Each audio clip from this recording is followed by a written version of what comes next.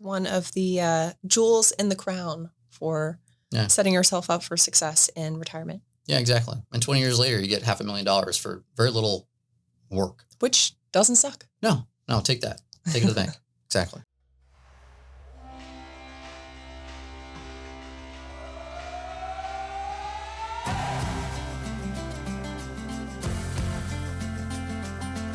Welcome to CoastFI Couple, podcast where love meets financial independence. I'm Matt. And I'm Yana. Join us every other week as we dive into the world of CoastFI and share smart money tips for couples. We're going to be talking all about how to strengthen your bond and your relationship and bring you closer to financial independence. One episode at a time. We are back with another episode of CoastFI Couple, and today we're going to be talking about HSA accounts. I know you are so excited about this episode. I'm thrilled about this episode. Yeah. So this is the best account for early retirees or anyone looking to try and supercharge their retirement accounts. And so we're going to break it down. Yeah. All right. So let's go ahead and start off with the eligibility requirements of an HSA. Or I guess we should talk about what is an HSA. Okay. So what does HSA stand for? HSA is just simply a health savings account. Mm-hmm. And that is different than a flexible saving account, or a flexible spending account. The FSA is not the same as the HSA. And the difference there is savings account. Right. And so the HSA, which is the one that you want, is the essentially savings account that you can use in many different ways to get you closer to a healthy, robust retirement while being able to take advantage of this triple tax advantage plan that we'll talk more about today. Well, I think what's really interesting about the HSA is I think a lot of people know what an HSA is because it's offered by their employer, or maybe they've heard of an HSA and they just think of it as a health benefit. It's just a certain type of benefit provided from their employer, but it's so much more than that. It's not just a way to save specifically for your medical expenses. I mean, yes, it is, but it is so much more than that because it's triple tax advantage, which we're going to get into a little bit more in this episode. I think we mentioned this in a couple other episodes. A lot of times employers will have, the people who like own and operate your HSA, like Fidelity or Health Equity, will come in and do a little presentation about how valuable this is as a tool, as a benefit to be paid for healthcare expenses. But if you're hacking the system, like we're teaching everyone to do, this is the best retirement vehicle option because the government allows you to essentially save tax-free. It can grow tax-free. And then you can take it out. Exactly. Tax-free. Yeah. So it's a triple tax advantage plan. Yeah. I wonder how many times we can say triple tax advantage during this episode. I'm going to keep track as we go through this. When I was working for that staffing agency, I think I was working at that staffing agency when we got engaged. There was a form that they did where they sat us all down and they went over all of the different benefits that they were offering, and they were going on and on about the HSA. And I remember at the time, it was just like, it just went right over my head. More acronyms. Because I was just like, okay, I don't know what that is. So I'm just going to choose whichever one is the cheapest. But actually, the HSA plans are usually more economical on the premiums because it's a high deductible plan, right? Yeah. So typically. So one of the requirements, I guess you should break down the requirements of Let's do that. Yeah, let's go back to the top of the episode notes, eligibility requirements. Okay. All right. So first off, in order to qualify for an HSA, you have to have a high deductible healthcare plan or an HSA qualified plan. And there's some nuance there. But if your employers offer an HSA, there usually is an option to do a high deductible healthcare plan. And to your point, that gives you a kind of more cost-effective monthly payment to qualify for the plan, but then you're having to pay higher out-of-pocket for actual healthcare expenses. Right. And so it's kind of like a worst-case scenario, or pull the ripcord. You're going to hit that limit. Sometimes it's upwards of $7,000 a year in individual charges that you might take. And so the kicker here is if you're able to cash flow that. So we recommend you not start an HSA until you have a healthy, robust emergency fund, because you want to be able to pay for those expenses out of pocket, right, to be able to keep it in the market as long as you can. And we'll break this down. I think I'm going a little too far ahead of myself. It's okay. It's okay. I also wanted to note the high deductible plans versus the low deductible plans. The high deductible plans have a lower premium because when you do have to pay out of pocket, there's more that you will have to pay out of pocket. And so oftentimes you'll hear people suggest that if you are relatively young and healthy, it's a little bit of a safer bet to do a high deductible plan because you're less likely to need to go to the doctor a bunch in the span of a year, versus if you are in your 50s or 60s or you have complicated health needs, a high deductible plan might not necessarily be your best option. That's a great point. Yeah, it's a great point. So yeah, let's just reiterate that. I guess the way that this plan really works is if you are healthy, you don't have a lot of healthcare expenses. You don't foresee a whole lot of strenuous healthcare expenses. Yeah. So if you're just starting out your career, or you haven't had to go to the doctor quite frequently, and like today, luckily we don't, and so the premiums we pay are just kind of like catastrophic insurance. Like if something goes wrong, if one of us gets cancer, we're covered. We have the parachute there. Right. But most of the time throughout the year, we're not paying a lot of healthcare expenses. And so we can take advantage of this plan a lot easier. Right. Yeah. And it's also really a good idea to be strategic in the way that you line up some of your healthcare needs. So, for example, earlier this year, I had a couple back-to-back procedures that I had to do. One of them I could have put off, but I thought, I'm just going to go ahead and get everything done this year instead of putting off another 6 months or a year, because I knew that meant that I could hit our deductible. And then anything after that point is just basically going to be free. So it's good to be strategic about the way that you utilize your healthcare as well. Yeah, I think most people are familiar with that part of it, right? Like, right. You hit your deductible, that's a good and a bad thing. It's like, hey, you paid a lot to get there, but at least now you can, the door's open. You finally can have all your expenses kind of covered. You can do the things that you didn't necessarily want to do because now you have the ability to get them kind of paid off for free, right? So, all right, cool. So let's go back real quickly because I think that this is important. Okay. The HSA, first off, must have a high deductible healthcare plan. Yes. You must not be claimed as someone else's dependent, right? On a tax return. On tax return. So you are an independent or part of a family, you can contribute to an HSA as long as you're not someone else's dependent. And then this isn't necessarily an eligibility requirement, but Matt noted earlier that you want to make sure that you have a really robust emergency fund to cover medical expenses. So in this strategy of using your HSA as a savings account, not just for medical expenses, but just a way to save and get that compounding growth with that triple tax advantaged account is to pay out of pocket for all of your medical expenses. And the best way to do that is to have a robust emergency fund. So it's not necessarily a requirement, but it's strategy. It's something we definitely recommend. Yes. Right. Yes. So you're relatively healthy. You've got your catastrophic insurance coverage through this plan. So if something goes wrong, you have to go to the operating room or something, like your insurance will still cover that, but you're paying out of pocket for all the little things. And so this is part of the strategy, right? If you can absorb some of those menial costs, like anything outside of copays, or you want to go get a dental cleaning or a vision check or something, or even prescriptions. Yeah. So the kicker here is you are paying out of pocket for those instead of using the HSA savings account for those expenses. Yeah.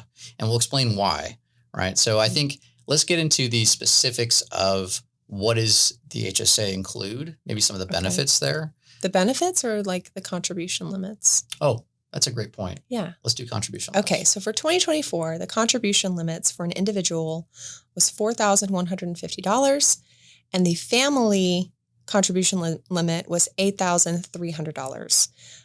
In 2025, the contribution limits for an individual are going to go up to $4,300. For a family, it's going to go up to $8,550.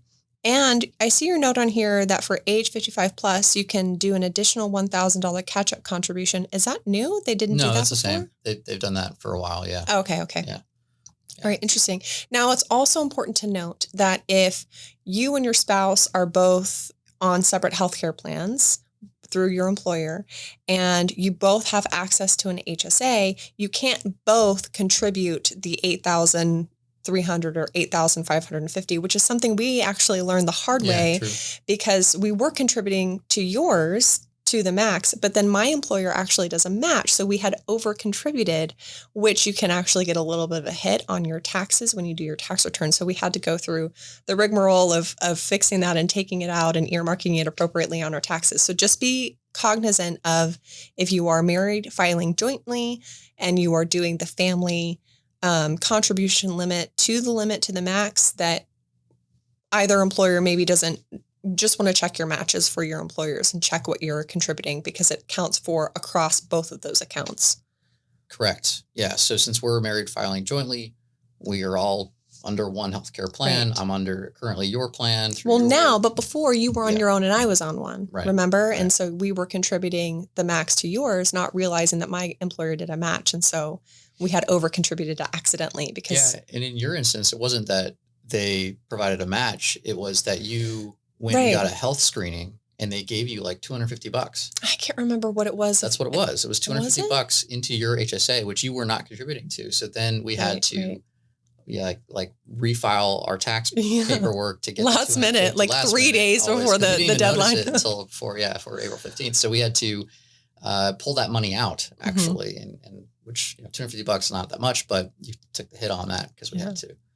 Yeah, that was a fun little administrative panic attack. Well, it's a good problem to have. Yes. Right. So the benefit of having two people on this plan, two potential employers, is, let's say, for example, one spouse is going to get $250 towards the HSA limit because they're doing health screening. Well, that just means it's $250 that we do not have to contribute ourselves collectively to meet that $8,550 limit now. Right. And so we can, take advantage of that match that they give you. Yep. Yeah. All right. Cool. The more that Yana and I simplify and automate our finances, the happier we became. And this is the single greatest finance budgeting tool that's come out in recent times. It's called Cube Money, and it's changing the way couples implement financial health. We're investors in this company. We have exclusively been using Cube Money to do our own personal budgets since 2020. And it's so simple that even our kids are now using it. Cube has developed and patented a technology they call Default Zero. And it requires a category to be opened from your personal budget before you can spend with the card. And then once you spend, it deducts it all in real time. This single feature has made Cube the safest card in the world to use. If you drop it, it always has a zero balance on it unless you open the budgeting app. It's been extremely handy for us, and it saved us actually several instances of fraud, and we're never going to go back. Cube is perfect for families too, because they've got shared spending categories that allow you to spend in real time from them, and everyone else in the family can see the updated balance. It's essentially making it 100% foolproof to always stick to our budget. And that has actually been the case. We have not overspent from our budget since we started Cube, and it's amazing. This is the tool that helped us get a handle on our family spending and made our journey to CoastFI so much easier. So if you're ready to take your budget to the next level where you truly can automate it, you truly set it and forget it, then you're in luck, because Cube Money is offering an exclusive deal just for our listeners. Go to cubemoney.com. That's QUBE money.com. And at checkout, use the code COAST. You can try the premium or the family membership for free. And again, we highly recommend it. It's a personal endorsement. We know that if you use the program, it'll work for you. Enjoy. So what are some key features? All right. So I think the easiest thing is that the HSA is very similar to like a normal bank account. Mm-hmm. When you open one up, it will have a kind of cash account and a brokerage or investing account, right? And so a lot of these HSAs require you to have a minimum cash balance. Usually it's like around $1,000 or something before you're able to contribute to an investing account within the HSA. Before you're able to move any funds to an investing account within it. Okay. Yeah, exactly. So as you're contributing to these, ideally you want to do it through your payroll, and we'll talk about why. But let's say I work for a company. The company allows me to contribute X dollars a month spread out over the whole year for us to add these. You kind of set it and forget it. Once you hit that minimum cash balance of typically $1,000, then anything in excess of $1,000, you can then put directly into a investment vehicle like a index fund, which we recommend. Like you've heard on the show before, we want you to put any investment dollars you have, at least initially, into a index fund with low expense ratios that span the entirety of the S&P 500, and that's all businesses in the U.S. Yeah. So I know that we've mentioned this before on a previous episode, how it's not just enough to put the money in a savings account. You actually have to make sure you are investing those savings. Yep. There's plenty of people who are doing the right thing by putting money away in a 401k or putting money away in an HSA, but they're not going back and then making sure that those funds are invested appropriately. Correct. So, which I was not. When the HSA first came out, I was not aware of this, triple tax advantage hack. And we were just putting money into it, because we were trying to take advantage of the tax savings as you do contributions. And we were spending out of it initially for doctor's visits and dental visits and things. And so we've learned not to touch it now. Yeah. All right. I see some notes on here that say no FICA tax, Social Security or Medicaid. Yes, exactly. So by contributing through payroll, you avoid the Medicare and Social Security tax on that amount, on that contribution. Oh. And so you are able to open up an HSA yourself, but you have to prove that you have a high deductible healthcare plan. Oftentimes, employers now will provide one themselves, but you're able to pick any company you want to work with. So, for example, we had Health Equity when we first opened it up through our business. Health Equity sometimes charges a higher fee. So we actually were able to take that money out and contribute it kind of a like to, say, Fidelity, who has typically lower expenses for the HSAs. But it's a little bit more of a legwork having to do that because every contribution will go into Health Equity and then you have to transfer it out to Fidelity. So you have to stay on top of it if you want to take full advantage of it. Right. Yeah. Okay. I think that's a piece that you do. I do that part. It's a little bit of, paperwork, trying to get it done. I can do it once a year at the end of the year if I wanted to, or I can just leave it, take the small fee if I wanted to, and then do it later on. Like right now, I still got some from our last job that I need to move over to Fidelity. So we were on Matt's healthcare plan through his old employer for a long time. And then I had my own healthcare plan through my most recent employer. And so we were on two separate for a long time. And then you had your own HSA and I had my own HSA, which was the first time we each had one. And because I had the match in mine, there were some funds, but now it's just my HSA. Correct. And so we're contributing to my HSA. For the first time, I had to go in and actually invest those funds. I had no idea what I was doing. And so I was like fretting over how to do it. Do you remember I had pulled up my laptop and your laptop? I was afraid to press the button because I was afraid to do it wrong. Well, luckily it's really easy to adjust, right? Yes. Like you don't have to wait to a certain time of the year to move funds around. But yeah, it does take a little bit of reading to get the gist of it. And I've done it now so many times that it's not hard to know what is a good deal and what is not. It's figure outable. Yeah, it's figure outable. I think one thing that we figured out along the way is that sometimes employers will increase the cost to add a spouse to a healthcare plan. Mm-hmm. And so we figured out that by you having your own healthcare plan and me having mine with the kids, right, you were able to take advantage and get that $250 match towards the HSA. Plus, we weren't getting the penalty of me being on your healthcare. Exactly. And my company also, I think, paid like, I don't know, $100 or something. So, you know, it's a little bit of extra cash in our pockets. It's free money.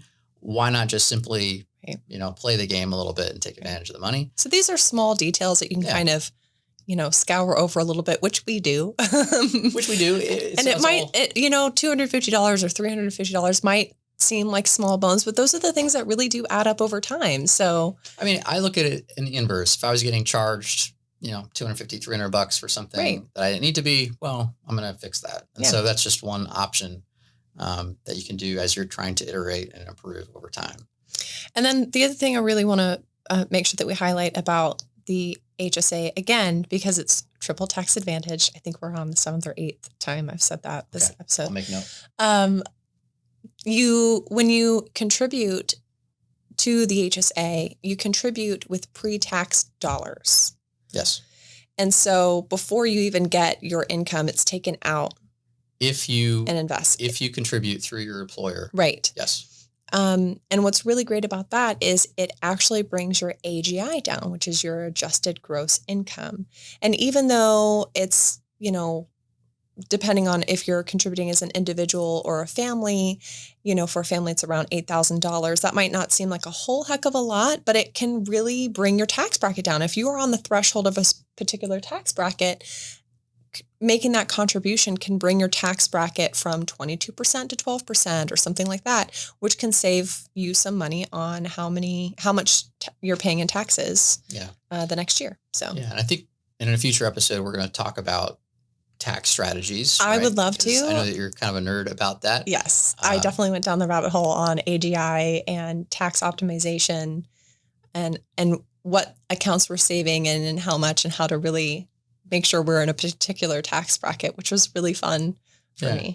I think it's great because once you have the basics in place, right? Like you're maxing out your 401k, your Roth IRA, your HSA, and you're setting it and forgetting it, then the tax optimization you have more brain space to start being a little bit more strategic and creative on the way that you're saving, and all the other little puzzle pieces kind of start to fall into place. But yeah, exactly. All right, back to triple tax advantage HSAs accounts. All right, pro tips for optimization. Max out your HSA each year through payroll if possible. Yes. Cash flow yearly medical expenses and pay out of pocket, and scan your receipts. So this is the part that I think is important. Yes. Because there's two roads you can take. If you're maxing out your HSA every year, congratulations. You're doing everything you possibly can to take advantage of the best account out there for retirement. But if you want to take it one step further and make that money be, again, growing tax-free, and you can withdraw it tax-free for anything, then there's one extra strategy you do, which is capture your receipts. And I've met a lot of people in the FIRE community that do this in different ways. A lot of people who've been around for a while will actually just keep the physical receipts in a file. What? I know. I don't recommend that. I think that with today's day and age, you have a camera in your pocket. You might as well just take a snapshot of the receipt. What we do, and I'm giddy about this. What we do? What Matt does. What I have done, and you do now too. I lovingly support. Yes.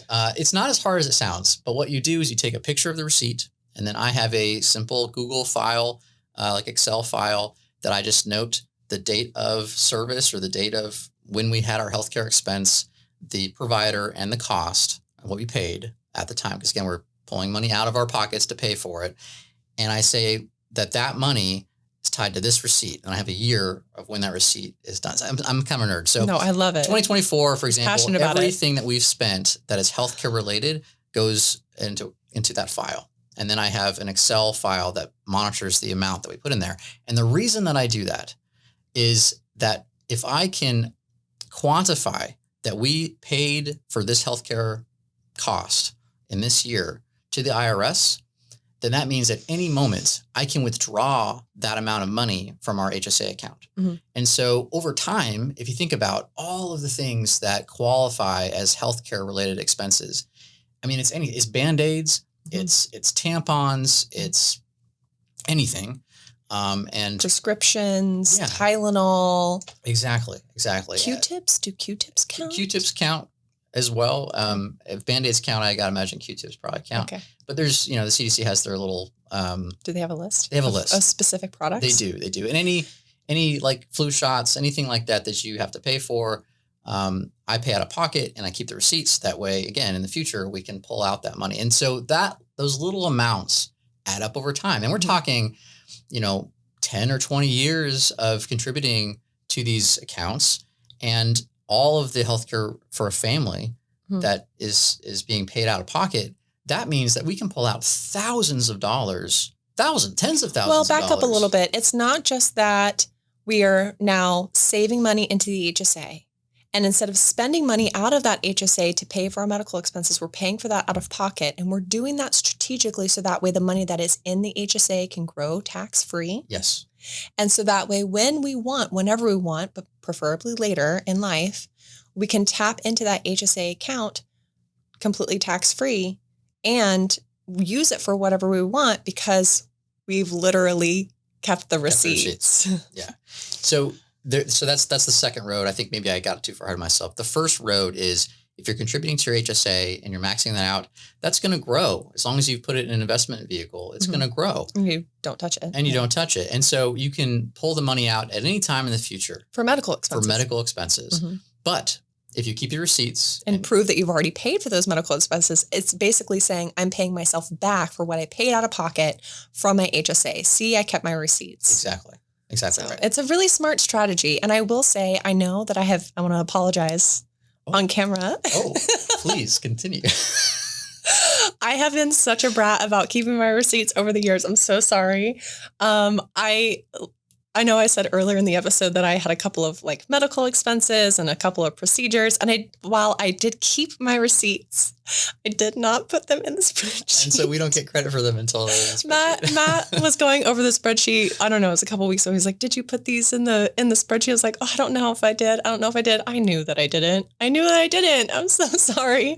I will be better. I'm learning and growing every day." Yeah. All that means is that we don't get to pull it out for maybe a down payment. I knew that we would do it. I just had not done it yet. Yeah. And I also knew that you would do it if I pouted about it. So thank you. You're welcome. Go team.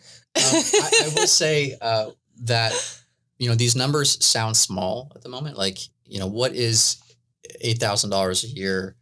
But if you think about the grand scheme of things, like most people, again, in our community are working about 10 to 20 years or so before retirement or before they decide to leave their W-2 job, which maybe you don't have the ability to do an HSA anymore.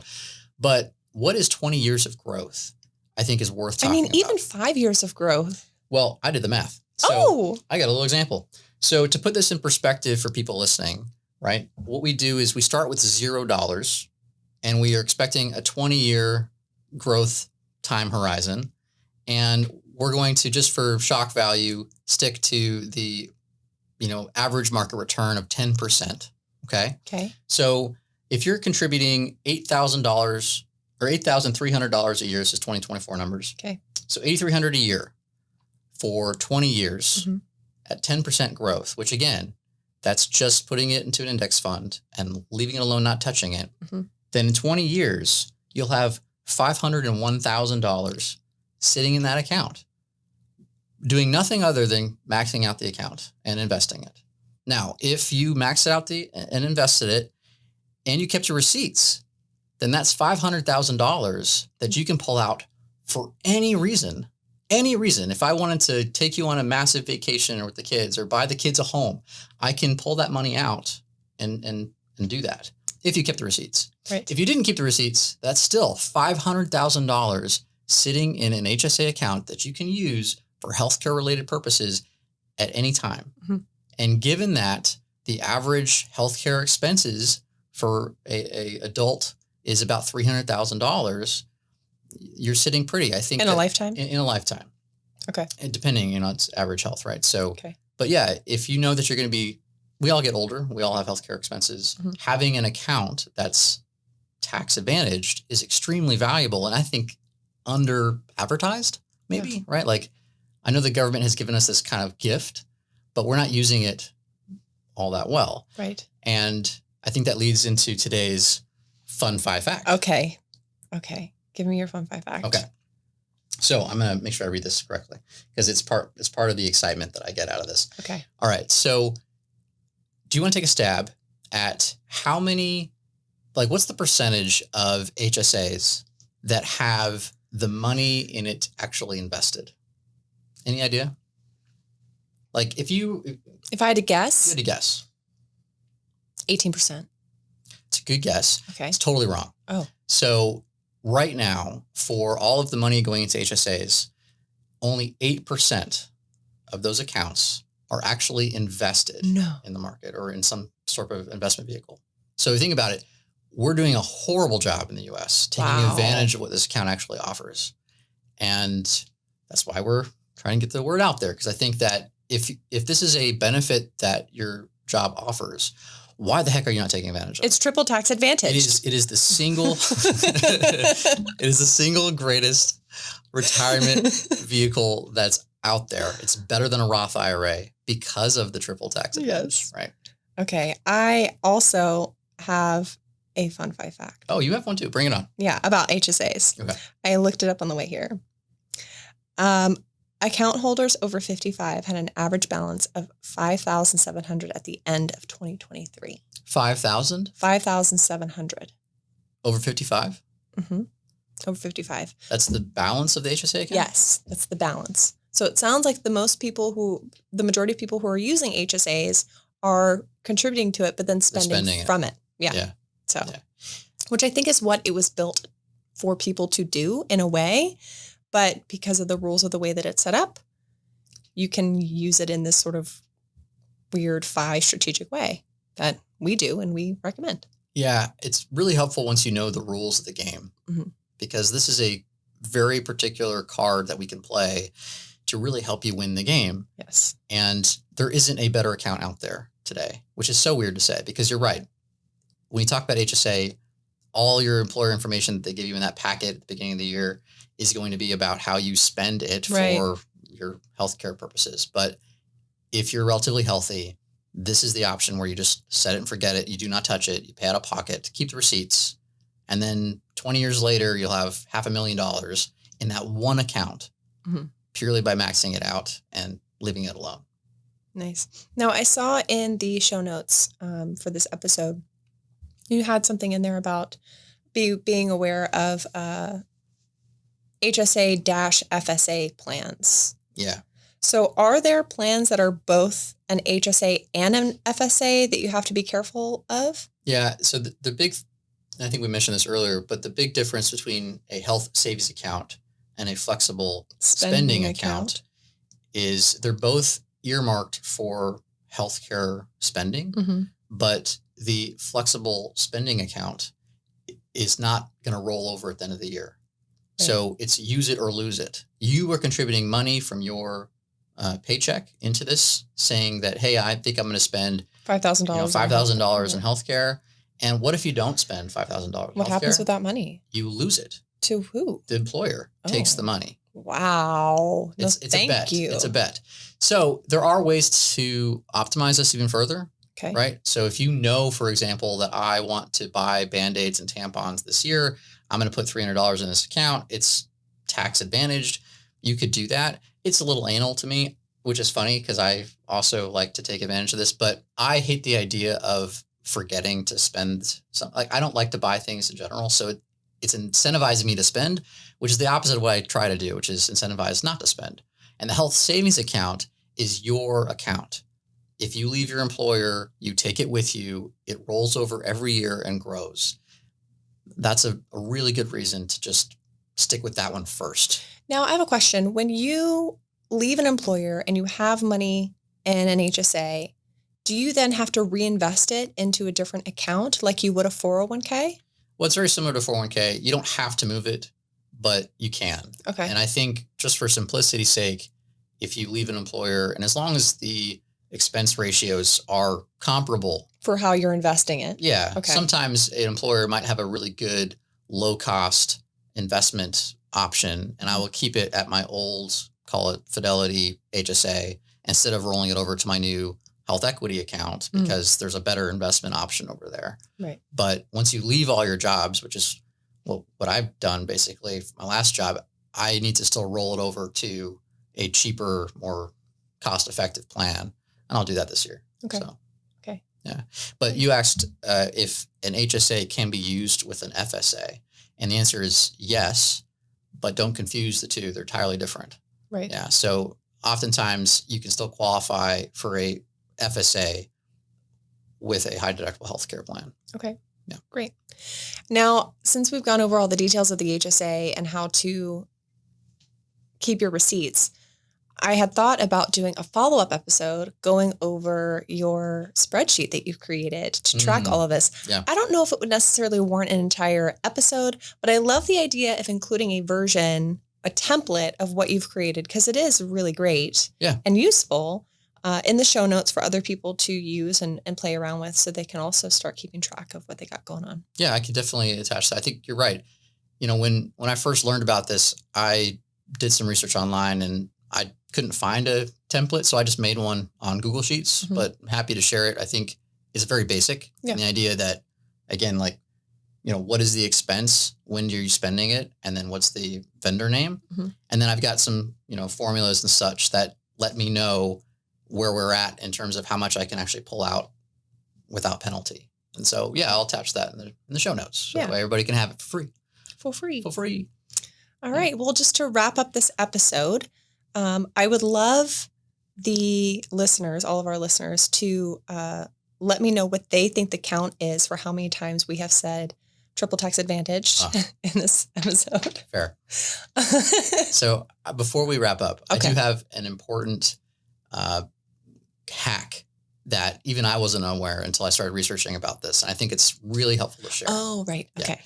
So if you have a high deductible healthcare plan and you're contributing to an HSA, and let's say within your family, you have adult children who are under 26, but are no longer considered dependents on your tax biz, then those people can contribute to the family match as well.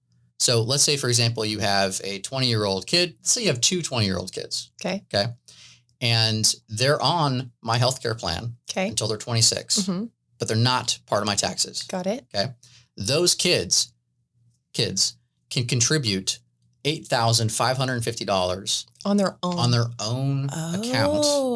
Both of them can contribute individually $8,550. This was the thing that you were telling me a couple of weeks ago. Yeah, exactly. So if they and this isn't just adult kids, but it's adult dependents on their own that file their own. Wait, no. Yeah, it's essentially adult kids or domestic partners. Got it. Right. And so if you have a kid in college, they can contribute $8,550 to this triple tax advantaged account to allow it to grow tax-free in perpetuity, which is an amazing benefit that is sorely hidden amongst all the tax documents out there. But it's a huge benefit that we have not been taking advantage of, and we definitely will moving forward. So, well, our kids aren't old enough yet, but one day they will be. One day they're not going to be on our, they're not going to be dependent anymore. Right. So that would be a very easy thing for us to be able to help them do. And as long as they're earning income, we could actually give them the $8,550 contribute, so they can contribute on their behalf while they're in school, say, right? So it's just which saves them on their taxes, and it saves them they're their HSA. Exactly. Yeah, they're probably going to be in a lower tax bracket as a student anyway. But let's lower it as much as possible. Get to zero. Awesome. Great. Okay, cool. So let's do a quick summary. All right. So if you qualify for an HSA and you have a emergency fund that can cover your healthcare expenses minus catastrophic insurance, which is what the HSA qualifies for. So if you get cancer and it's going to be hundreds of thousands of dollars, you are covered through your employer for at least a good portion of that. And so you don't have to worry about getting cleaned out. But if you're relatively healthy and you have an HSA, you want to max it out through payroll every year. Right. You're going to cash flow your medical expenses and keep your receipts and log them. And then you're going to invest that amount of money, anything over the cash limit that they require, into some sort of investment vehicle that will grow over time. And you set it and forget it. You keep doing that every year, and you just enjoy the ride. Yep. Yeah. That's one of the jewels in the crown for setting yourself up for success in retirement. Yeah, exactly. And 20 years later, you get $500,000 for very little work. Which doesn't suck. No, take that. Take it to the bank. Exactly. Awesome. Great. Awesome. Well, I think that's all we got. Yeah. Thanks, everyone, so much for joining. Let us know if you have any questions, and we'll see you next time. Thanks for tuning in.